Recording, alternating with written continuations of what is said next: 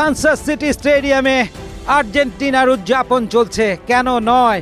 3-1 গোলের ব্যবধানে সুইজারল্যান্ডকে চতুর্থ কোয়ার্টার ফাইনালে পরাজিত করে চতুর্থ দল হিসেবে এবারের বিশ্বকাপের সেমিফাইনালের মঞ্চে পৌঁছে গেল টিম আর্জেন্টিনা। অভিনন্দন তাদেরকে।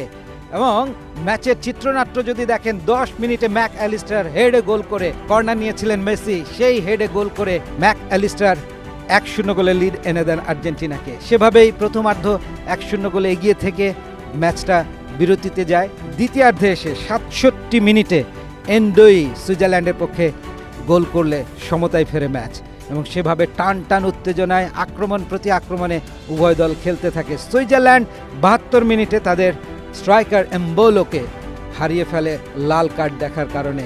একই ম্যাচে দুটো হলুদ card converted into a red card.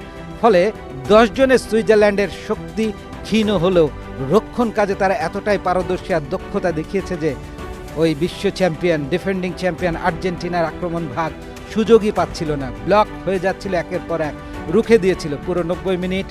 এভাবেই এক একে সমতায় শেষ হলে অতিরিক্ত সময়ে খেলা গড়ায়।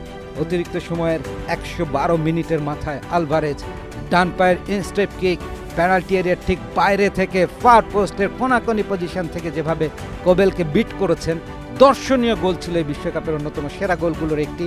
আর সেই গোলে 2-1 লিড নিলে আর্জেন্টিনা স্বস্তি ফেরে তাদের শিবিরে। স্কালোনির মুখে চওড়া হাসি আমরা দেখতে পাই, এবং শেষ মুহূর্তে ফাঁকাই পেয়ে ফিরতি বলে লাউতারো মার্টিনেজ ব্যবধানকে আরও বাড়িয়ে নেন 3-1 গোলে।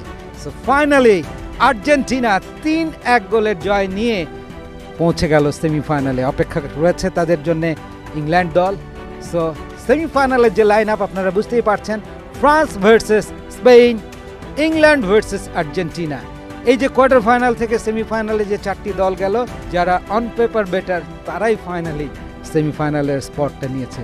সেমিফাইনালে হবে মহাযুদ্ধ, কেউ কাউকে 1 ইঞ্চি ছাড় দেবে না।